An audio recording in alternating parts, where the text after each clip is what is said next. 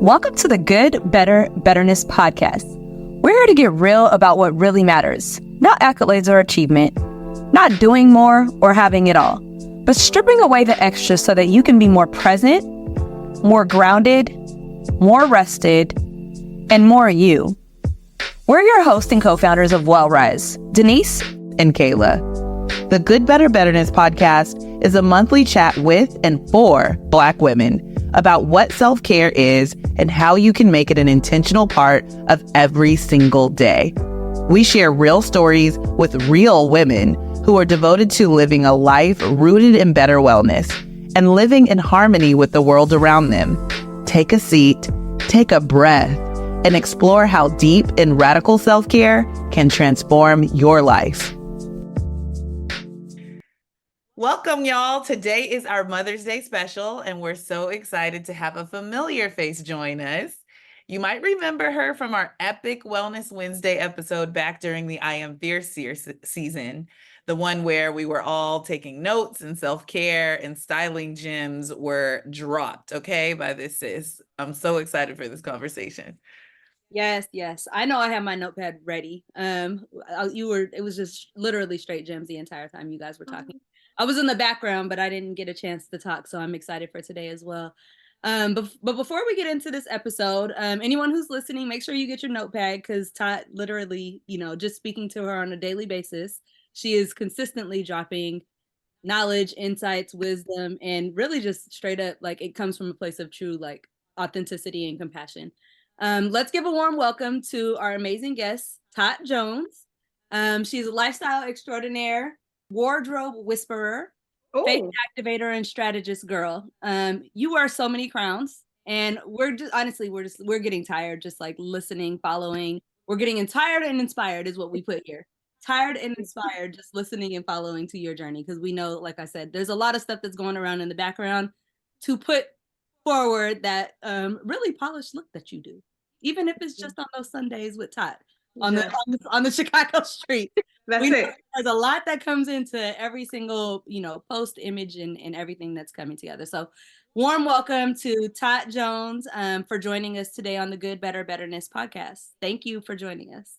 Oh, thank you guys. Why am I getting emotional? I just appreciate the welcome, but I adore your journey. Both of you all, like what you are building and what you've built. And I subscribed early on. I'm like, I remember getting the emails. Like, I absolutely, and I have a couple of friends that are therapists. I'm like, you need to tell your clients they need to get these, get a box, get a betterness box. Like, I just absolutely, and hearing like, now it's like evolving. I just love it. So thank you for having me. Yeah, that was amazing. Thank you so much. So I'm going to kick things off with an icebreaker. So we know that gifts are a love language, and many will be trying to figure out, like, what am I going to get my mom, right? Or the moms in their life that might be an auntie or even a grandma, right? Our segment, Put That Ish On, is an opportunity for you to share a product you love. The people want to know, right? What is a product that you absolutely cannot live without? That's hard. That was not on my list, Kayla. That question, you just sprung that on me.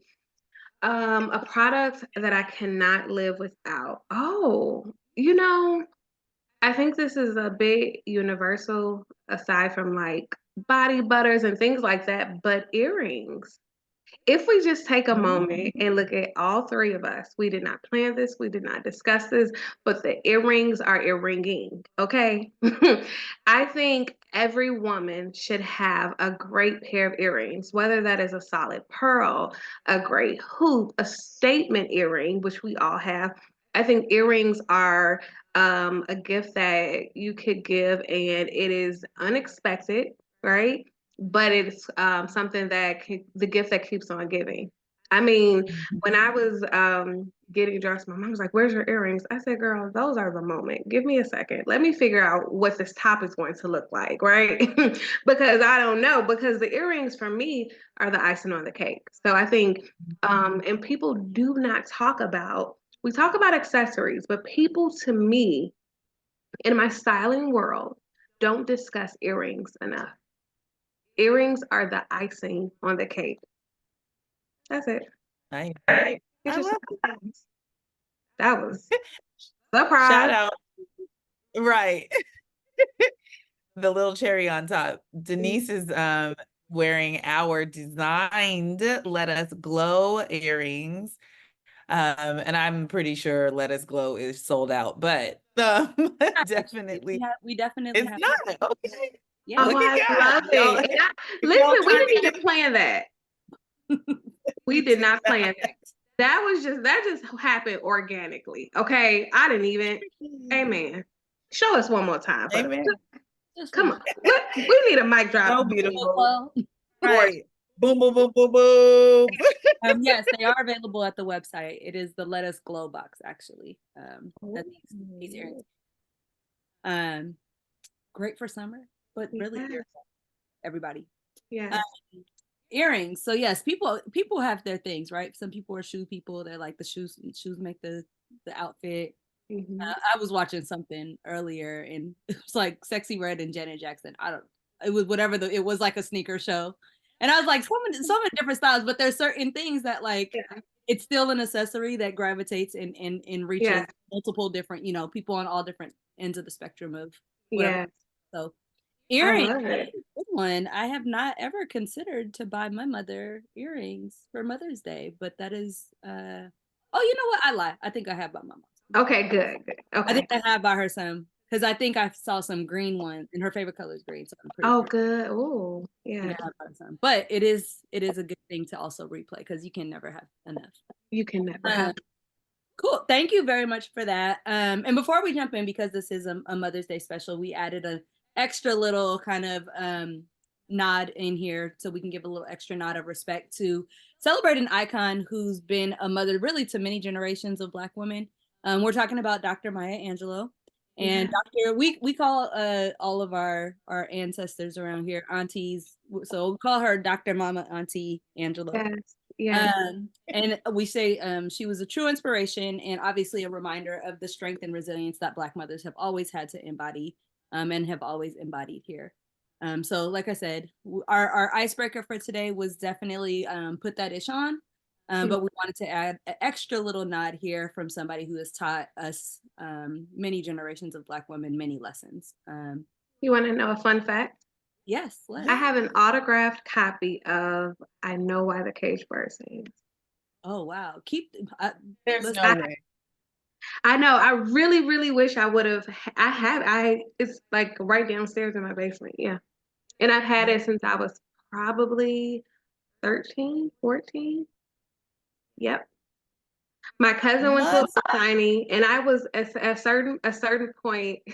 I wanted to be a poet. Don't ask. Our mutual friend, Denise's mutual friend, Arshelle, she can tell you this was true. I used to have my friends like write down poems in my journal, and I was obsessed with Maya Angelou. And I was like, yeah. And Carol Moseley Brown, those were two people I was obsessed with randomly. Ooh. So I have an autograph copy. Yeah. Okay, that's it. Random. Thank you. That is amazing. I I hope know. it wasn't lost in the move. I'm coming I over know, and right? I'm grabbing gonna that. go make sure that I have it still. Yeah. Do not invite Kayla over to come help unpack. I got sticky hands. I got sticky hands. Okay. Noted. We all need good friends, but not friends that lose things in the That's right. I mood. don't want your help unpacking if you gonna leave here with stuff, right? Right. Mm-mm. Oh, hilarious. Okay, let's get into this conversation. Let's rewind just a little bit. Many of our listeners might remember your fierce journey from our Wellness Wednesday episode, but today we want to hear about your journey to becoming a mom. What was it always a part of your plan, right? Did it take any unexpected turns? Share, some moments maybe during your pregnancy journey, but yes, the becoming a mom, you know, part of your journey, if you would expound on that a little bit for us. Oh, what a colorful journey. But I will say this, I always knew, not like a little girl, I hear people say that isn't my story, but at a certain age, I knew that I wanted to be a mom. I knew I wanted kids. I did not have like a fairy tale around it or like a fantasy or an idolization regarding children, but I knew that I wanted children. I knew that I loved kids early on. My brother and I are 10 years apart. So when I was 17, he was 7. So I was always like his first packages in the mail, when we first started to really order things, they all came from me. He's like, I'm like, you got a package with your name on it, that whole when it was a big deal to send people things, I would send my brother things. So I knew early on that that I felt nurturing. And I have a lot of younger cousins that I've always been close with.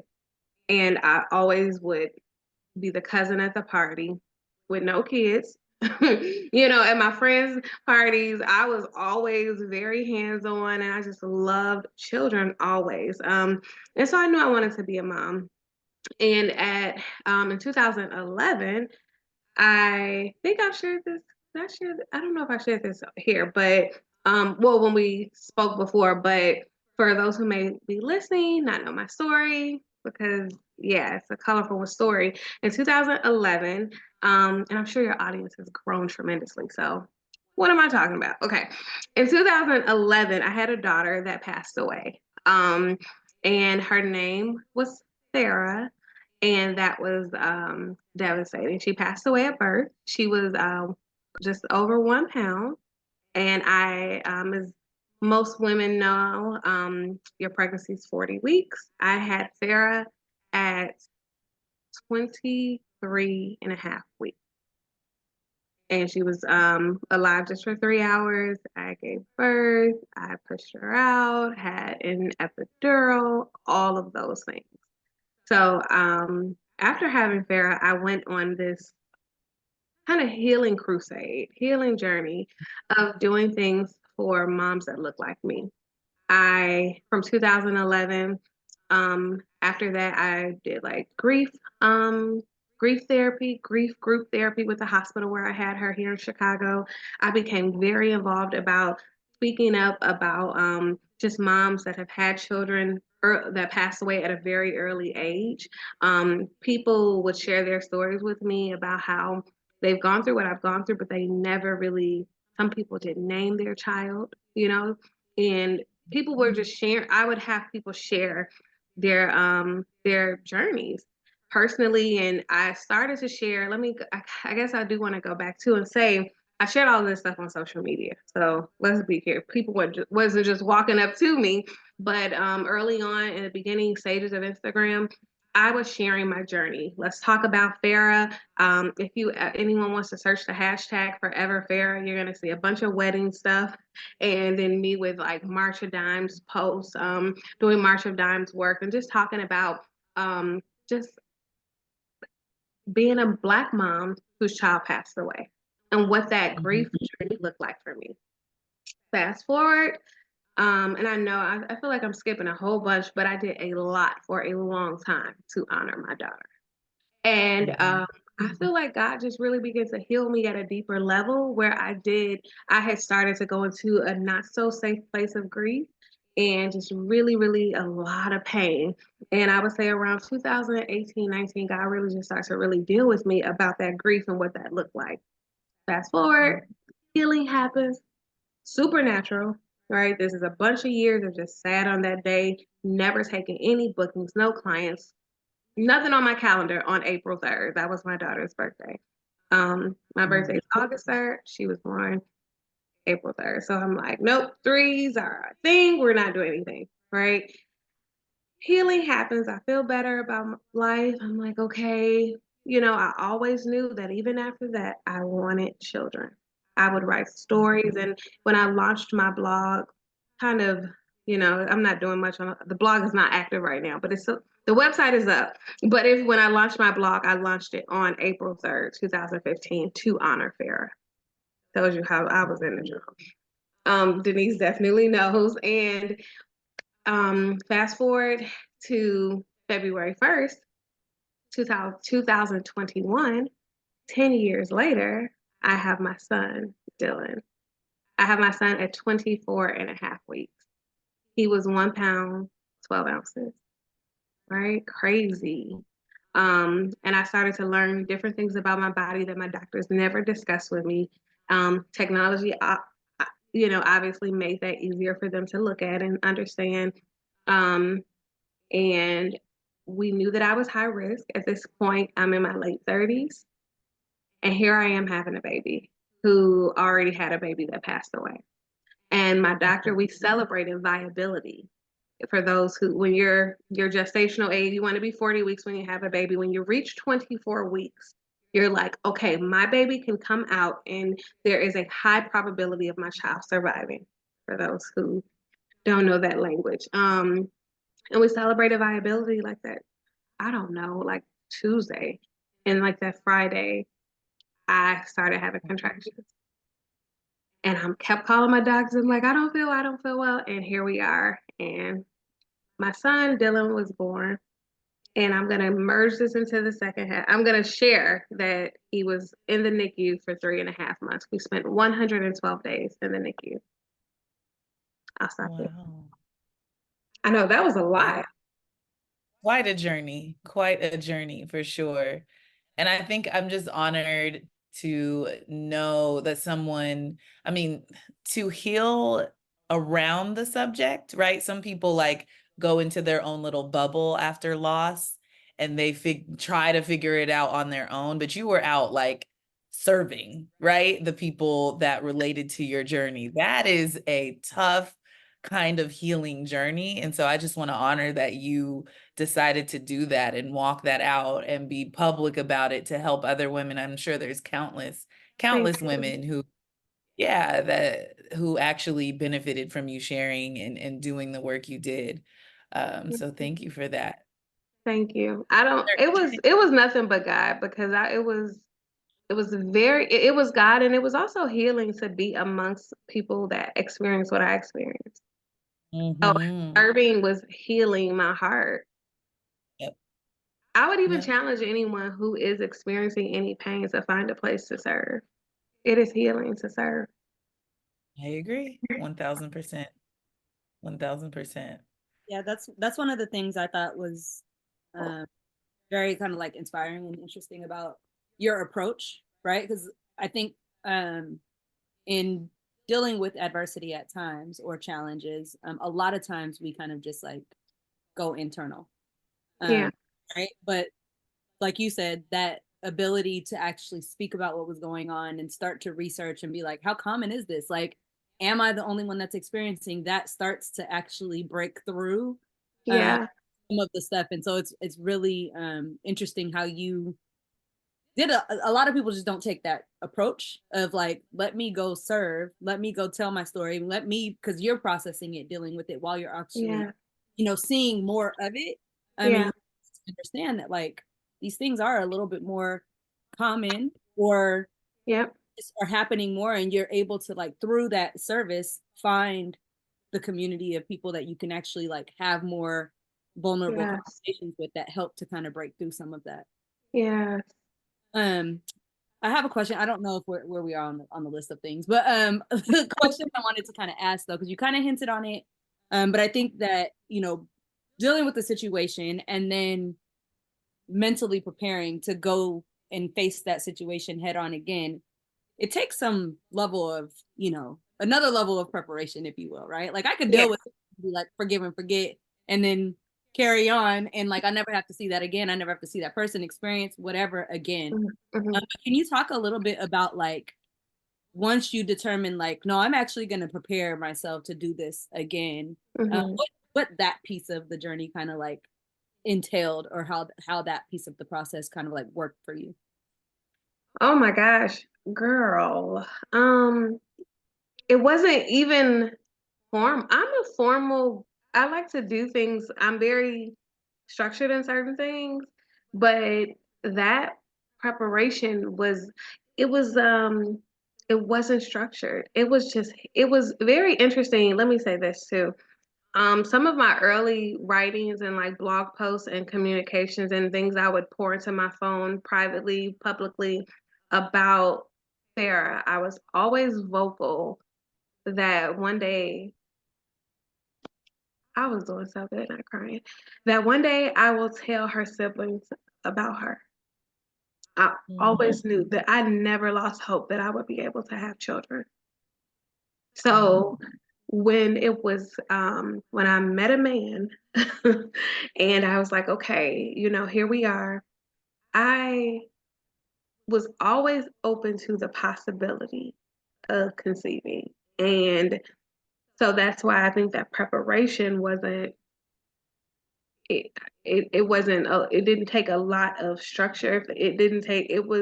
I was always open to, when God sends this man, I want a child. Even when I like in dating, I would tell guys like, I want kids, here I am, 35, 36, just really. And, now I'm almost 40. I'll be 40 in a few months and I have a 3-year-old. Here we are. But so that preparation was really just always never losing hope.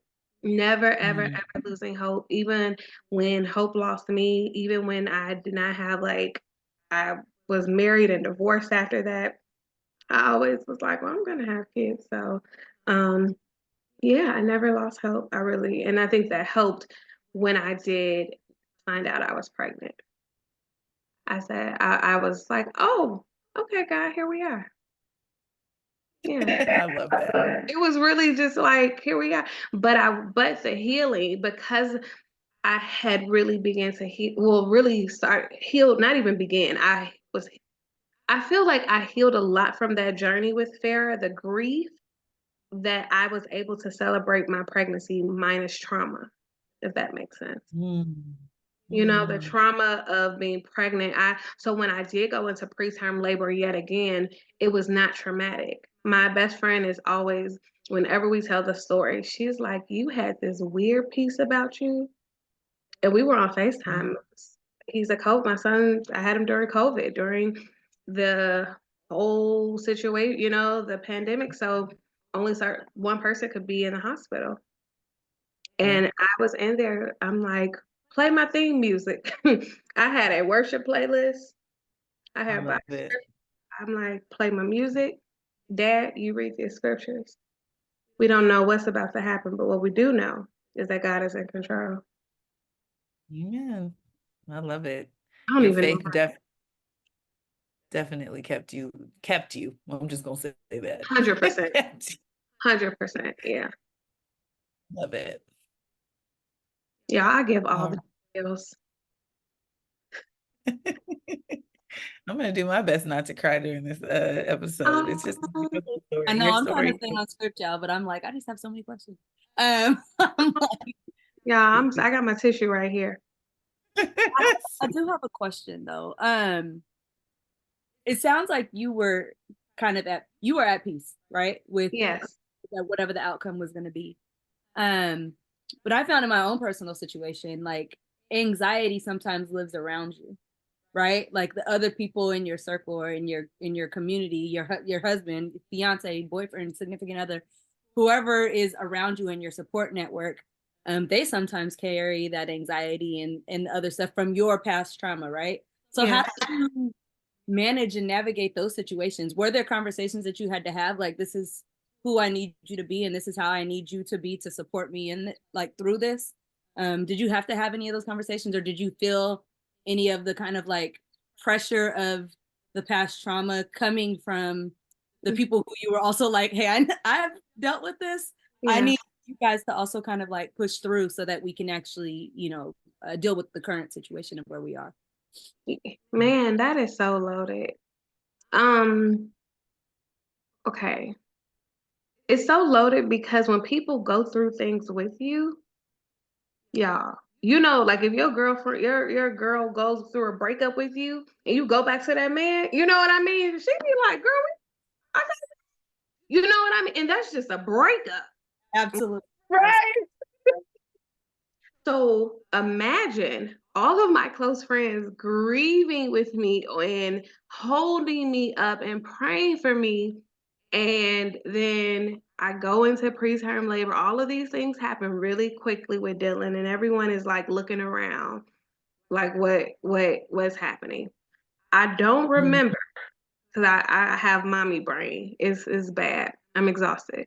But I don't remember having any formal. I didn't have the energy to have any conversations with anybody. Mm. Boom. I was like, everybody line them up, like just get in line. And anyone that was not acting or speaking the way that I needed, I did separate myself. And that was few, very few. My best friend, she said she kept praying and saying to God, not again. She cannot go through this again. One of my good friends, Arshelle in Texas, she kept saying he is going to be okay.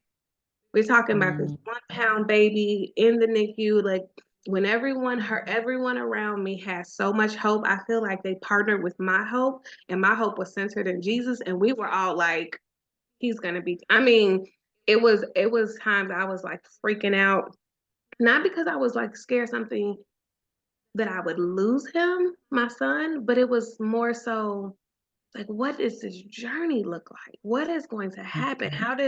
And I would get this peace, like, but he's going to be okay. So so the people around me, I led by example versus trying to have these pep talks because I was so exhausted during my journey. And I will say, when I gave birth to Dylan, it was a 1-day thing.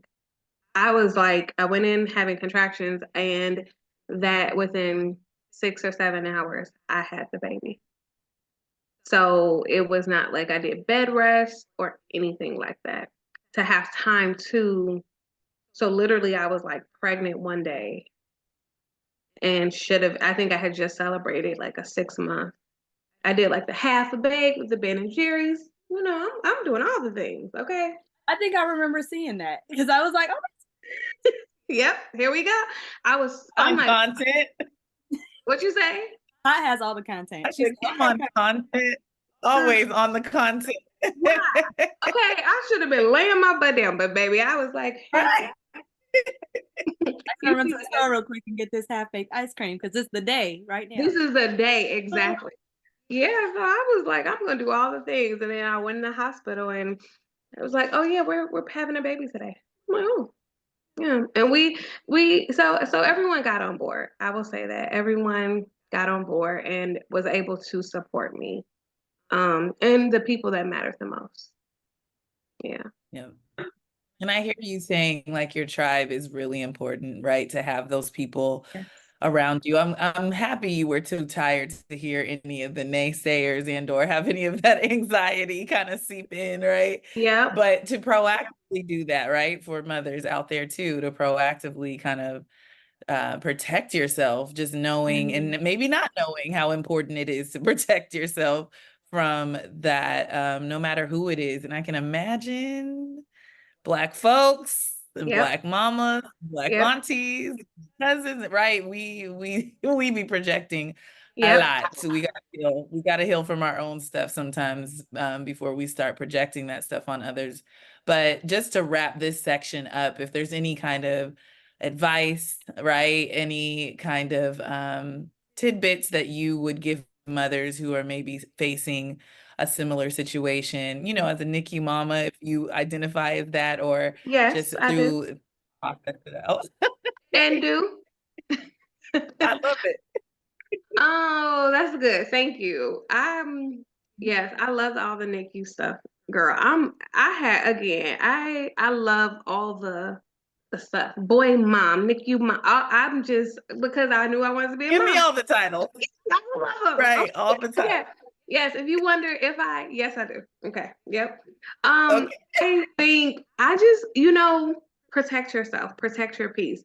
When I gave birth to Dylan, I did not share like on social media publicly for 6 weeks. It was me.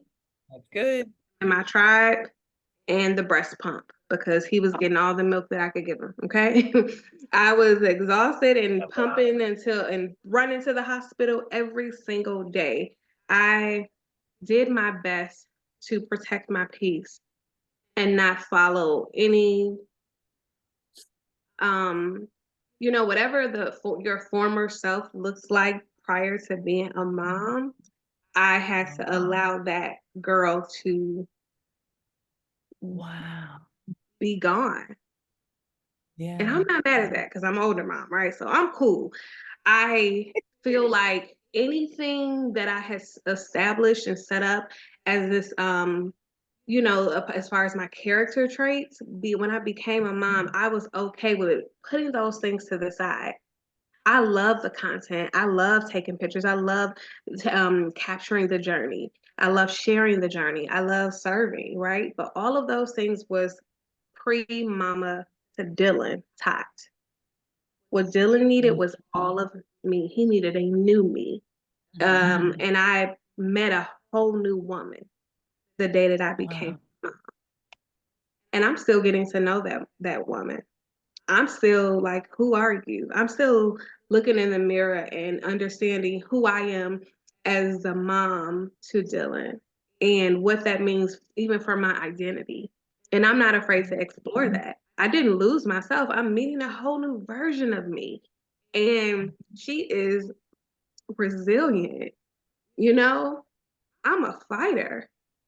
My son does have some things that he is fighting with, and he didn't walk until he was almost 3 years old. He does. They've diagnosed him with mild cerebral palsy. I'm a mama to all of this boy with all these things happening with him, and I'm like pushing him along, encouraging him to move. I'm like, baby, you can't tell me we not in the ring together. My baby is strong.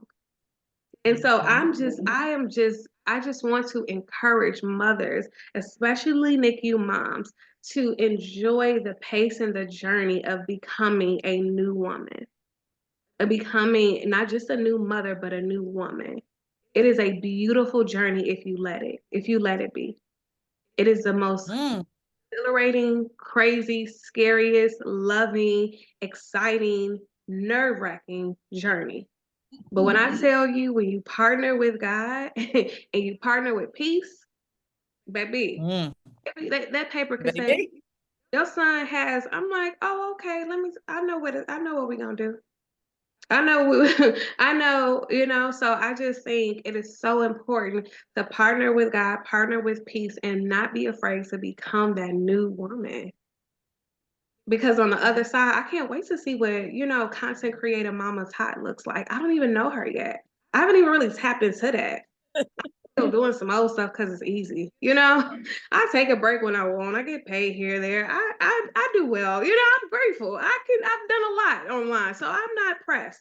But I can't wait to see. And she's gonna be new for all of us. I'm like, look at me, y'all. Wish she is the moment now. So thing that you say you haven't quite, obviously each new day, each new challenge, each new thing brings about a new thing that potentially forces you to change and evolve and things of that sort. Yeah. But what is one of the things that one of the characteristics or kind of experiences that is new to you in motherhood that has surprised you the most? Oh my gosh. So, well, I think I'm a little more stern than I thought I would be. But then my friends, everyone says I'm not. So I don't know. Everyone, I could be on the phone feeling like I'm yelling. And my friend, she's like, you're so good with him. I'm like, girl, you about to put him on the backyard and just let him play. And so I feel like I am. I feel like I did not think I would be as stern, I guess, but I also do let my son explore. So I think I have more of a balance than I realized I would. I think I am stern, I am gentle. But I'm also, it's another thing I've noticed about me. I'm not afraid. Where I moved into a townhome, and we moved from a high rise to a townhome. Okay. So there's stairs. Most townhomes have stairs. And my son, who walks on his toes, and everyone is freaking out about the stairs. He's gonna learn. I put some gates just to protect initially. Y'all, that baby, he be walking up the stairs with his phone, his toy balls. He be having his fun. Like, where are you going? He can navigate the stairs up. He can crawl up them, walk them. like we've been here. I've literally moved a month and a half ago. He's moving those stairs like he was born in this house. I am not afraid to let him explore. And I was never thought I would be that type of mom. I thought I was gonna be a helicopter mom. Mm. So that's again a whole new girl. I had never. I'm meeting myself for the. I'm like, oh yeah. I'm calming other people down when they come over. I'm like, no, no, no, he's okay. My mother's like, I can't even look at him. Girl, look, he's good. Yeah, so I'm She's shocked. like, I just want him to have his eyes on the stairs while he's walking up them. That's it. That's it. Get your toy, whatever you need, but you have to focus, son. Focus. And he is a very careful child. He's very careful. Yeah. Let's, talking about Dylan for a second. What is the most heartwarming thing that your son or Dylan has ever done that you just like didn't expect it, but he just out of left field surprised you with this thing? Oh my God. I don't know. Dylan is very affectionate.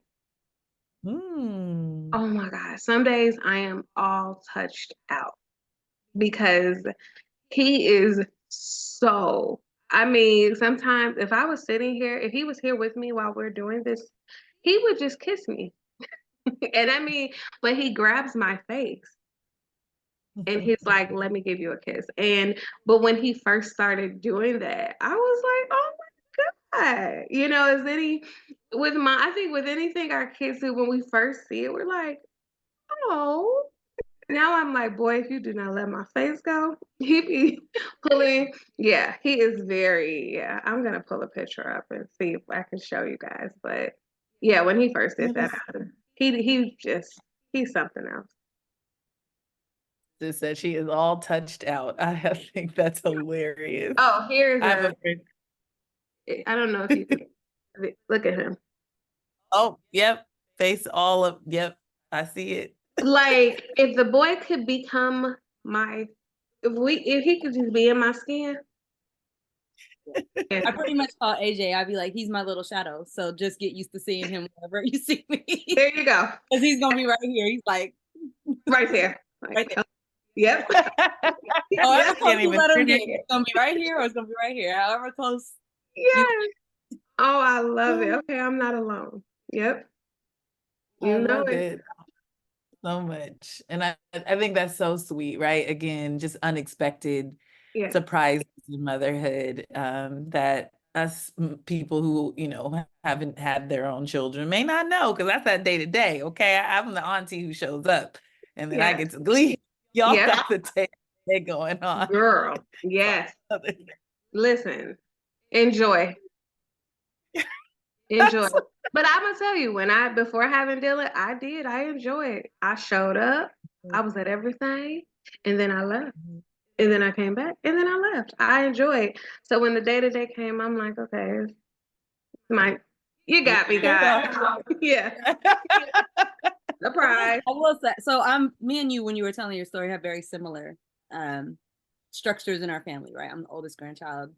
Have a younger brother who's 12 years younger. And have a lot of younger cousins as well. So I very much like. Yes, you do. Yeah. Story. But it's so different, and people don't tell you how different it is to be the auntie who's like, oh yeah, I'll take the kids to the Chuck E. Cheese for a day, like whatever, McDonald's, right? Like to be able to just pop in versus to be like you said, no, he like at the top of our call, how you were like, no, he has been with me every day of these 3 years. It's so, I don't think, I had a friend who asked me early on, right? And this is not about me, but I just will share this because I want to know. Honest response when my friend asked me, it was 2 or 3 months into motherhood.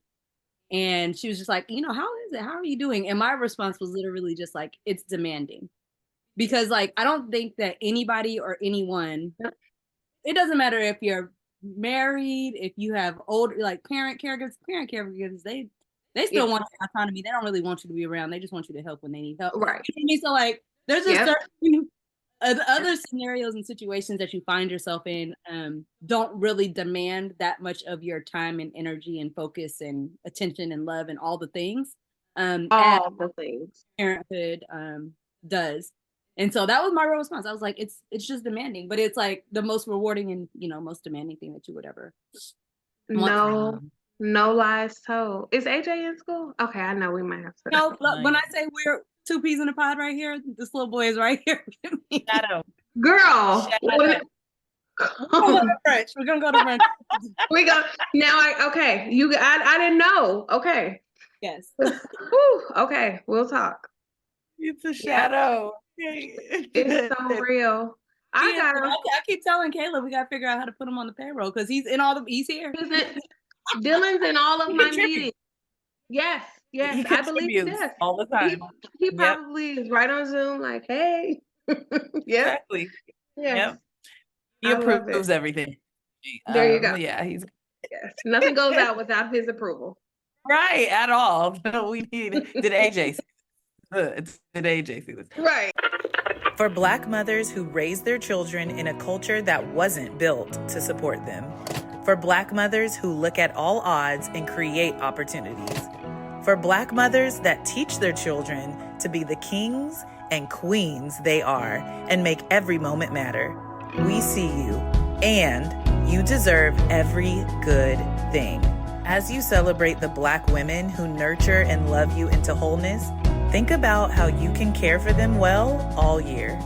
A Betterness Box subscription does that, and it's available for your mom today. Visit betternessbox.com to grab yours just in time for Mother's Day.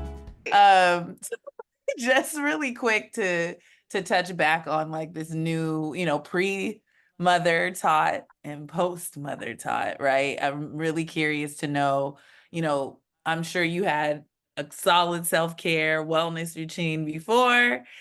What does that look like now, right? How do you prioritize self-care and wellness while juggling all the things we've been talking about? The glue Girl. That will not remove from your cheek, right? I mean, the glue. Okay. I don't. So, I'm trying to think, how can I want to articulate this well. I don't have a solid self-care plan, right? I do have a solid self-care plan, but I want a cute one. I don't have like a cute, like, ew, what are the girls doing? I want to be one of the girls. Nah, girl, listen, let me tell you something. I be home. I do not pressure myself to do anything outside of my realm of what I'm doing. Whatever that means. I know that my season of kind of socializing again is coming back. I'm like, all right, God. But this is happening. I do not push myself to do anything outside of my scope of like with work, momming, and meing. So if I just want to try a recipe, I do. I want to just sit on the couch, I do. I don't if I don't feel like I'm on a total social media break, not even because it was planned. I have brands that are like, hey, are you going to post that? I'm like, it's coming. Give me 1 second, Shea Moisture. I gotcha. I'm taking a self-care break because I don't feel it, so I don't do it. I used to run my business like a machine. No matter hell, sleet, snow, winter, summer, spring, fall. For 7-8 years straight, you got Sundays with Tot.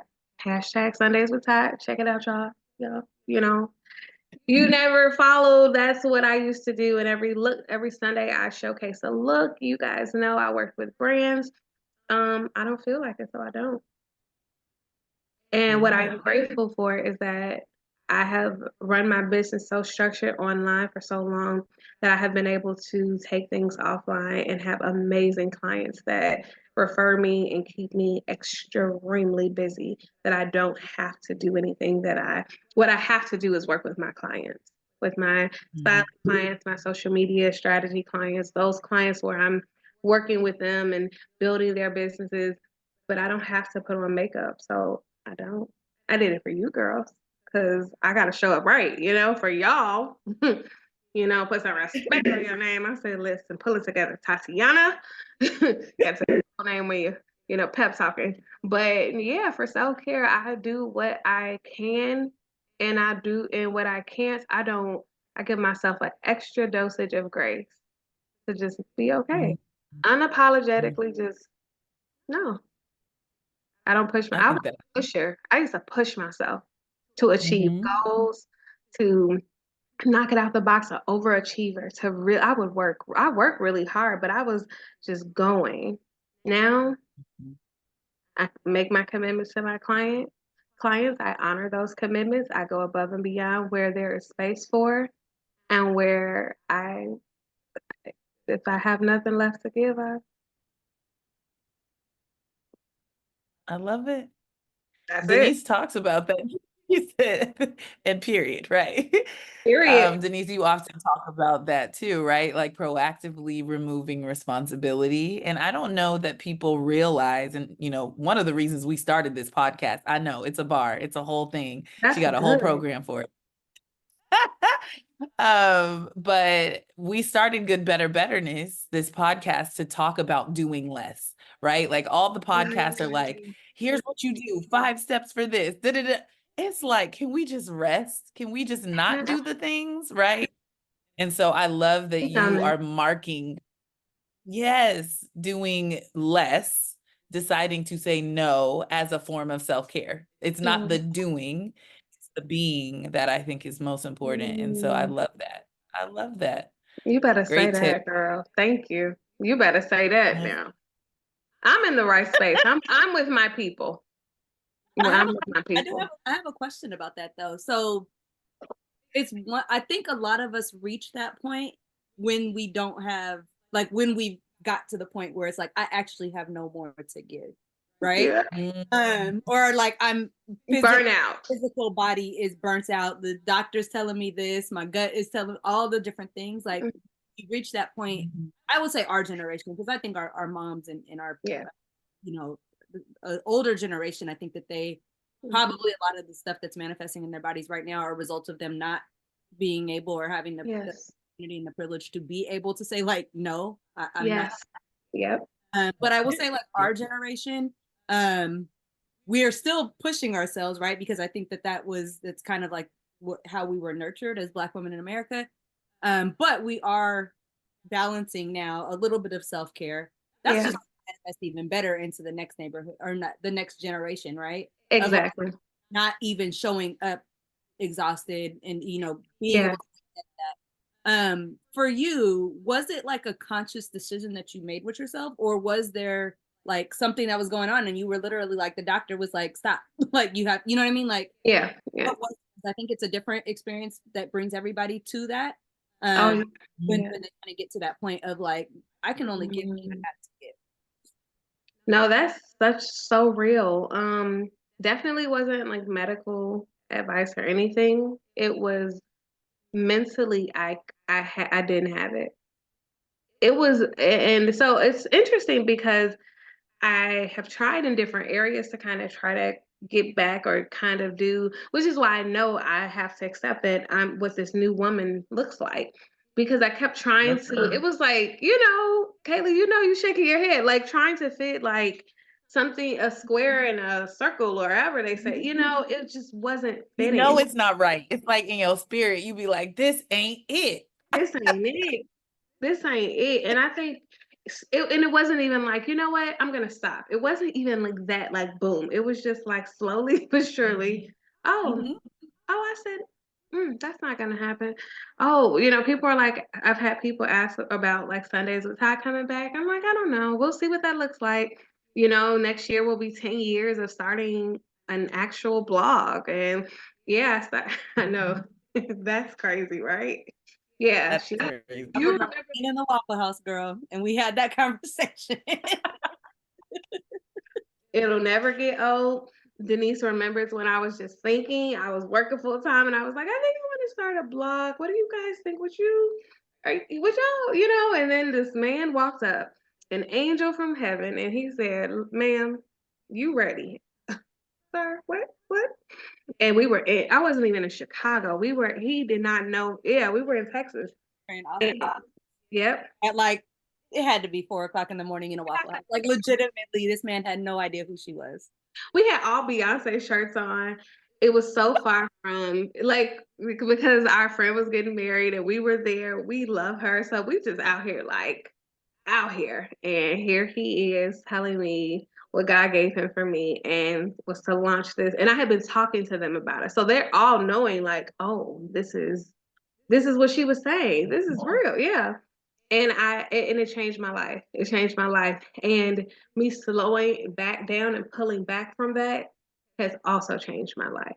As big as it was to start, it was just as big for me to shift the dream, if you will, or not the dream, because the dream is the same, but kind of shift what that execution looks like. Because I'm truly living my dream.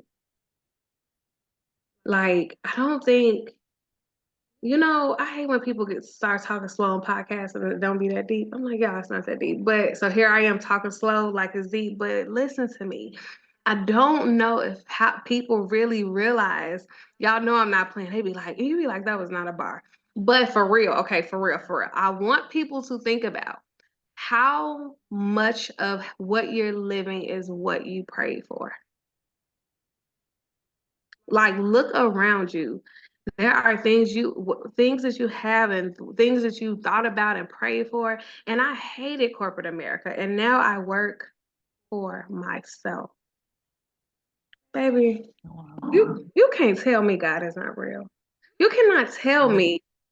And I didn't know what that was going to look like. I'm like, oh, this is how this is going to look. I know this, and this is going to be my vehicle out of that. And it has like really developed into something that has blown my mind, where I don't even have to do the things that I don't like want to do. Yeah, I have one little question on this. Hope I answered the question. I'm just talking. Yeah, I'm gonna hand it over to you for giving it to us, sis. Oh yeah. Okay. A lot of times we don't consider that what it takes to start something is not the necessarily same thing that it takes to sustain it, right? So can you talk a little bit about like what it took to start what you're doing a little bit, and then this new transition that you're making, like what is it taking to sustain? And there's different things that are necessary, right? So how has that been for you? Like just understanding and learning, like I don't need the Tot that started this 10 years. You're not the same person, right? People move on. Yeah. So you're not the same person. And it takes a different person to sustain, trying to achieve versus what it took to actually start that. Yeah. I like how little Miss Oprah drops these questions and then it just goes on mute. Y'all both. I don't know. She know for sure. I'll be the Gail. I was gonna say this is Oprah Gail, because Gail don't play either. Now, when you watch an interview, Gail, you'll be like, well, tell us how you feel, Miss Gail. Okay. This is hype and hot tea. Whew. It takes so much faith to start anything. It takes so much faith and belief in who you are, what you have, your gifts to the world, faith in that God literally created you for such a time as this. When you're starting and you're launching, I think that is just a supernatural faith, right? And so many people are teaching people, like, when you start things, that you have to come with these solutions and all of this stuff, right? But I think all of that is cool, but I think you have to have this belief that you have a solution. Cool, business talk, right? But that you have something that can change how people like live, how people think. And when I started, my hope and my prayer and what I felt so deep, it was that man at Waffle House confirmed, again, a stranger who was like, you got it. What you're doing, it's time to go. He was like, you have something in you and it needs to be birthed right now. It's right there. And knew I just had these thoughts and these gems that I felt like would be helpful to people based off of my experiences. One of those experiences are losing Farrah. One of that is, that's one of those experiences. So not just like, oh, I got all this gems like wisdom. I'm talking about some deep pain, some grief, and I knew I was ready to share it. And I had to face that when I shared this on this blog and this platform, that women would be able to see that there's a woman that looks like them that can partner with them, and we can heal together, we can hurt together, we can, this doesn't have to look pretty. It can look ugly and it can be real, because I bled a lot on social media. I was very transparent about that journey. And I think that was the faith. What I needed to start was the faith. When it came to sustaining it, everybody talk about the pivot, right? You have to be able to ride with the times. It's like you are in a car, you're traveling, and it's like, oh, there's a mountain, there's a hill, there's a dip. Okay, come up, because everybody's talking now on social media. When I started talking, there wasn't as many, the space wasn't spacing. Everyone has a story to tell, everyone has this is my little corner of the internet. And it was a little different when I started. So to sustain it, to sustain this business, I really had to begin to pivot into deeper understandings of not just what people needed, but who I am and who God created me to be for the moment. So right now I'm like, who's this girl and how do I serve the moment? The moment in the culture, the moment in Christianity, the moment in believers and non-believers, the moment, what do I have and what does that look like? The moment for moms who have a story that is a little more complex than, the norm, the percentages that we look at, like this many children have this. What does that look like for me? And how do I serve the moment? And I think that has helped me sustain. And listen, my tagline for my business is I create innovative solutions for everyday women. So whatever the girls need, if I'm gifted, I'll give it. So I have social media clients, social media management clients. I have 6 clients that I manage their social medias, big and small businesses. I love it. I saw your face. Like, this is what I do. I studied it. I started early. It is what I provided. I started to say, okay, I can take that off of your plate. As a wardrobe stylist, I don't want to just dress you for the moment. Let me change your life. Let me change your closet. Let me change how you walk in a room, sis. Let me change how you really, when you walk in, do you take up space? That's what I love, and that's what totally taught my business. The blog birthed these different businesses and entities. And that is really just understanding, what does the moment need and how can I serve my people at a greater level than just we're grieving together. Because remember, it started April 3rd, my baby's birthday. So that's my little tidbit. I need to listen to that again because I need to hear. Listen, the faith activator and strategist Tot has entered the chat. That is who has arrived. I just want everybody to know and understand. Wow. She is here. Absolutely. And I hear it threaded through everything you're talking about, right? And it's hitting because everyone has been there. Everyone has had an idea, been afraid to start it, or started it and maybe didn't sustain it or maintain it for whatever reason. And sometimes that's what's supposed to happen, right? But also starting something and having enough faith to see it change. And I think it takes faith for both, right? To start it and then have enough to see it change and it not be controlled by like your fist, right? You like holding on so tight. Yes. It's like, let's see how this can move, right? It's still the same dream, like you said. So I think that's amazing. I want to know from faith activator and strategist Tot, any scriptures, right, around that and that kind of same theme around how faith has like played a role in the motherhood, the journey, all of it, right? I feel like you got some scripture. You got some You got some hitters. I'm gonna call them hitters.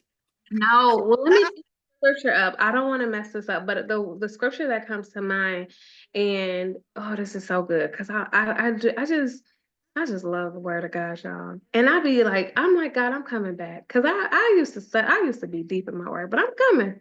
I got my study Bible. Last night I was like, let me Right. whip out my study Bible, you know. But the scripture, He has begun a good work. Let me pull that up because I Okay. want people. I don't want to butcher that. That would be so bad. I agree. I understand. You want to get it right. I Get it understand. right. Thank you. Okay, let me see. Y'all, this right here. Philippians 1:6. Being confident in this, that he who began a good work in you will carry it out to completion until the day of Christ Jesus. Or to other people, so another translation says, when Jesus Christ returns. So until the end. So if you began a good work in me, if you know what you have, God started it, then he that began that in you, it don't stop. Mm-mm. That's Mm-mm. it. It won't, Yep. even when it comes to motherhood, when it comes to business, like God, if you gave me this, you began this in me, we will see you. What he began a good work, he will carry it out. You will carry this out. You blessed me with this child. You will carry this out. He will be a successful young man. He will be a healthy young man. My son is totally healed. He is, I mean, when I say all of the things that I declare and decree, that he will have educators who love him, who see him, who honor him, who see his gifts, that see beyond what the eye sees. I believe that everything that is in front of us, if we believe it, that God gave it to us, he will see it out, that he will carry it out until completion. And if it's still feeling like, it's not complete. So keep going. Keep going. It's still Right. dot, dot, dot. The period is not there. I mean, really, just like what y'all doing. It's like it starts with this, it starts with that. We evolve to this. Oh, this is what we're doing now. These are the lives. Here's the podcast. I mean, what's next? Not Y'all afraid to pivot. not You can't be afraid, afraid to pivot. not be afraid to pivot. And really, this is how do we serve the culture better? You guys are serving people, understanding this is a platform and a tool that people use to get information. So here y'all are giving information, feeding the souls. Gotta go where the people are. Gotta go where the people are. Listen, we moved to a townhome and we just trying to learn how to walk on stairs. That's all. That's it. That's all we trying to do. That is a word. That's a word. God. That's Thank a you, word. Dylan. You taught us some things. In the next phase, we'll be on Dylan's terms. We'll be able to multitask. We walk up the stairs while we on our phone. Holding the toy. Right. Yeah. Just trying to walk up. He's like, I got my phone. I got multitasking. We're just trying to get up the stairs right now. right now we're trying to crawl up the stairs. Yep. Yeah, that's good. Y'all, this is bless me. Wow. Oh, I'm so happy. We got one question for rapid fire. I'm gonna let Denise ask this one because I'm actually curious. Uh-oh. Which one are you? Let me see. She don't even know where. No, you know what? Because I was gonna ask one more question just to close out the interview piece, and then we were gonna do rapid fire. So, okay. One more question. Because we this interview has called you to wear many of your crowns that you wear.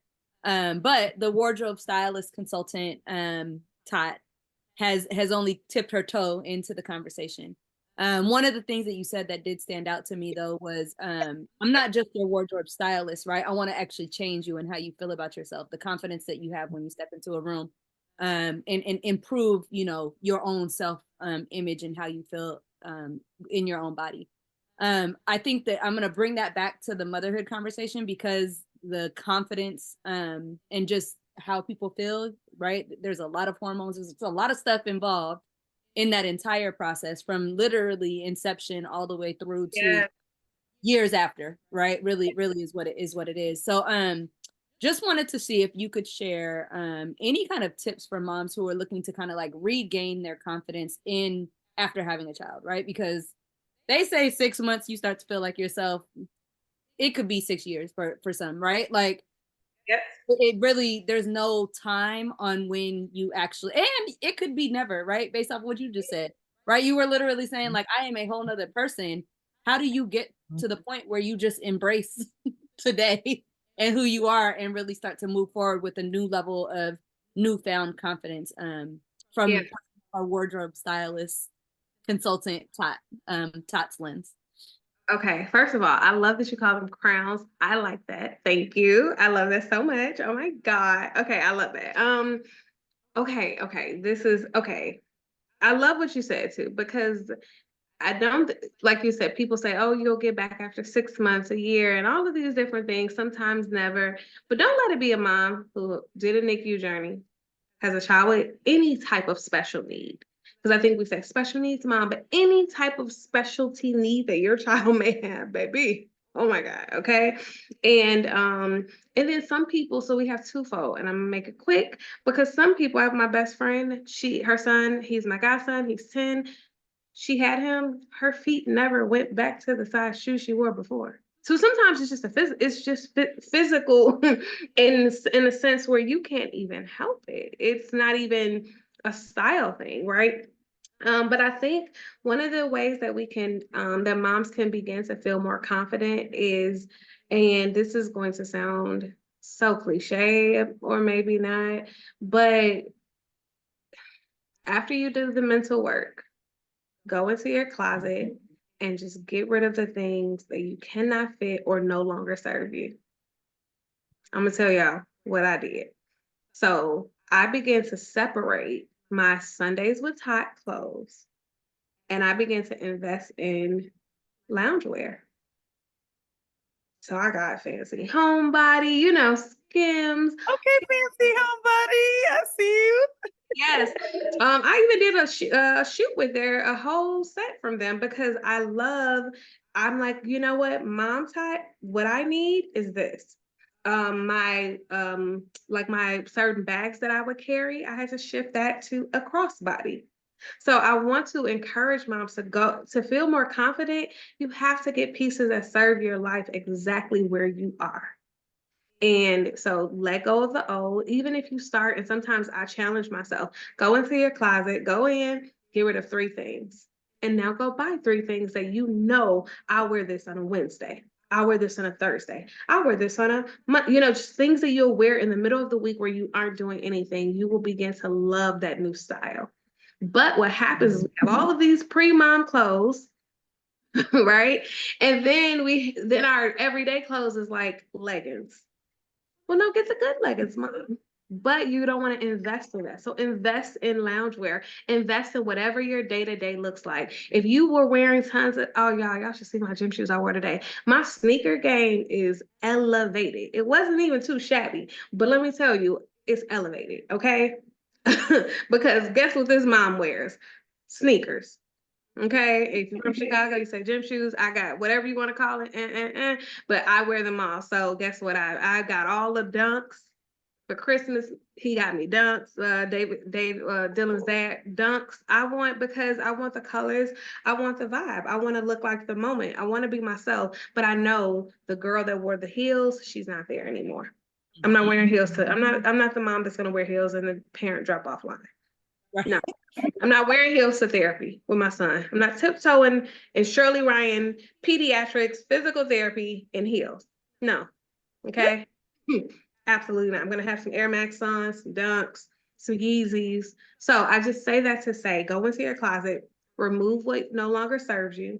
Do not play games with yourself, and then begin to fill your closet with loungewear and things that will serve your current season. And then when you go to the grocery store and you looking fine as wine, you start to feel more confident. Like I'm just shopping for bread, and look at me. The bread matches the ones. So Hello. That's the one. That's it. That is funny. Ariana's today. I'm gonna wear the little brown. That's it. Hello. I'd be like, which sneaker do I want to go with? Give me this green yellow combo. Yeah. Yep. Though I love the waffle ones. I mean, I'm just I know all the names, Listen, yes. Denise is a whole sneakerhead. For those of you who do not know, He is. I think Denise has an entire room, and she has like the setup where it's like the little cubbies. Like every single pair has a little cubby. It's not a joke. It's not a game when it comes to Denise and her shoes, her and her husband. I'm talking to the right because AJ be fresh, baby. AJ, Huh, he be. huh. I'm My a, boo be out here. I be looking at the boys like, okay, ooh, we like this. Come on now. You better. Gotta I'm pick the boys' clothes. They don't have a whole lot for the kids. You have with the boys' clothes. They got you got to pick through it and make your own style because they don't. listen, mommy style. The girl section is like 80% of the child's clothes store, and it's absolutely just adorable, cute stuff. Like you just walk up with your eyes closed, pick up some stuff off the rack, and your little girl is gonna be cute. Yep. You are not. You gotta be like, let me. Can I? Okay, I'm gonna pair this with that. You gotta add your own little flair to it. So You do a great job. You do. thank you. You do. All This right. has been I hope that helps. I hope that helps people.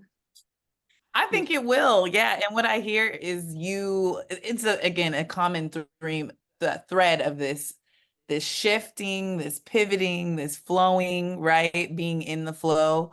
Our season right now is she is evolving, and the book that came with this box is Dare to Bloom by Zim Flores, the really pretty book, but amazing book about transitions and hard seasons in life.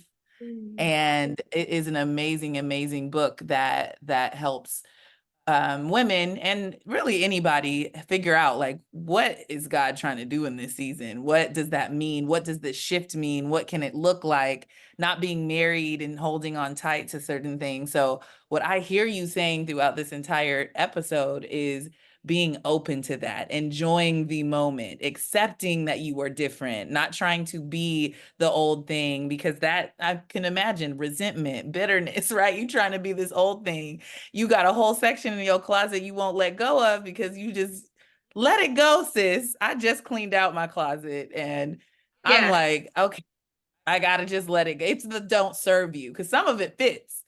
And I'd be like, but I haven't worn this in 3 years. Why is it here? Like I had to let it go. That is why I say that, because people love to say, oh, it fits, but does it serve your current season? And if you keep it, you have to wear it within 30 days. That's my rule. Oh, that's a good tip. That's good. That's another gem. People be like, I wore it. All right. That's tough. I had For one thing. That's tough. Because you're not leaving the house. Like, I mean, I gotta have some stuff when I go out the house once every 30 days, Todd.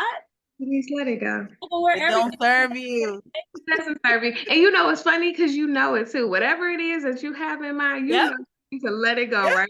You too fly. So on my last move, when I moved here about a year ago, I did have a friend who does wardrobe consulting and things of that sort. I just had her come over and I did a process. And she was like, 3 piles, absolutely keep, maybe, I don't know. And then the other pile. And she told me, Denise, do not buy one more hoodie. And I was like, well, clearly that's my wardrobe. I want to wear hoodies and flat sneakers. I'll throw on a leather skirt or whatever else with it. You know what I mean? But I want to wear some hoodies and a sneaker. I know. Well, good. Because sometimes you have to bring in a professional. If you know you don't have the courage or the energy, do what Denise did. Gotta bring somebody sometimes. Because it's a mental hurdle a lot of times to get to the process that's needed to actually kind of like get to that breakthrough.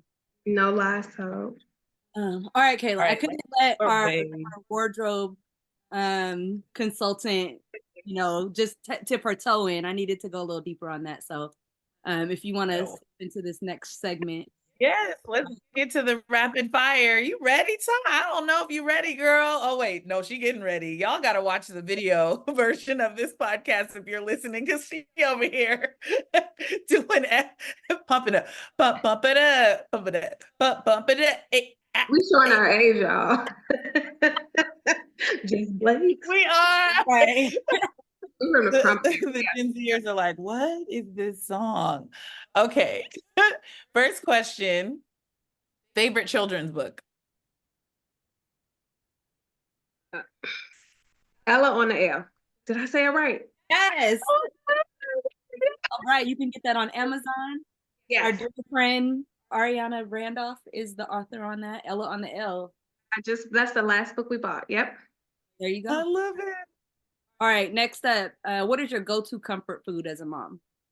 Go-to comfort food. It's not a food, it's a drink. Ginger ale or cranberry, pineapple, ocean spray. Oh, okay. I didn't Just even know that was a thing. Either. let it change your life. Oh, I'm excited. Oh yeah. I'm getting that this week. Ooh, baby. It's bad. I gotta stop. I'm drinking water now because I have to lay off. Okay. I'm not an addicted to ocean spray. Okay, we're gonna pray for you, girl. Okay. Okay, I'm ready. I'm ready. Okay, funniest thing your child has ever said. Child. He just said it yesterday to his sister. His sister was doing his car seat. She said, "Child, this is tight." He said, "Child." And I was like, I didn't even hear it, but everyone, that his dad and his sister were texting me like, he said, "Child." So that's the first thing that came to mind. Like, why would you say that? That's hilarious. That's hilarious. And then the last rapid fire. What's the most unexpected joy that you've experienced from motherhood? The most unexpected joy. Oh my God. The most getting him dressed. Because as a wardrobe stylist, I only style women. Mm. I never really knew what it was going to be like styling a boy. To Denise's point, you don't just put clothes on a boy, you have to style them. And I love styling my son. I did not I I did not expect that. Yeah, we have a good. That's good. Yeah. They just got a little watch, and he was wearing his little watch in the house yesterday. People was like, "See, it's little things like that though that you don't think of." Like, I'm just gonna get Yes. off the rack. Oh, I love that. You got to tell me where you got it from. Oh, this is the thing. He be running around all the time, so I got him a little Sonic the Hedgehog watch because I'm like, he just runs. Oh, I love it. Oh, I love it. So let's close this out with a quote. It says, Black motherhood in all its various forms represents safety, protection, and respite for generations of people who could find it nowhere else. And that is by Ashley Simpo. She's a writer, editor, whose stories, are centered around Black womanhood and motherhood for New York Times, from the Crown magazine. I love the Crown magazine. And she writes in parents magazines and more as well. But this has been amazing, absolutely inspiring. I cannot wait. We had to run it back with Tot because we knew it was going to be fire. So we're so, so, so thankful and honored that you took the time to join us today. And before we let you go, is there anything you'd like to promote? A website, while you on hiatus, you can still get some followers, girl. So website, social media handles, anything you want our amazing listeners to check out. Follow Jesus. No, I'm kidding. I mean, I'm not kidding, but there's more. Yes. Follow Right. Jesus. Okay. You can also follow me at Totally Tot3 on all social media. I will be back, but I definitely have tons of content that I share that has over the years. But for your styling needs, and for speaking and anything that I can, if you heard something that I can add to the conversation on, I love having powerful, authentic conversations. And so yeah, my website is iamtotallytot.com. And the archive, the blog is still live. It hasn't been a post in years, but it's archived. But totallytot.com was the original. And I am totally tot is the woman. That's me. I love it. Okay. Thank you guys. I'm just a fan. I'm a fan. So thank you. Thank you. All right. Of course, happy Mother's Day to all the phenomenal mamas out there. We see you, we celebrate you, and we've got your back. Stay tuned for more Good, Better, Betterness podcast because the journey continues. Talk to y'all later. Peace. Thank you. Thank you for joining us, Tot. Thank you.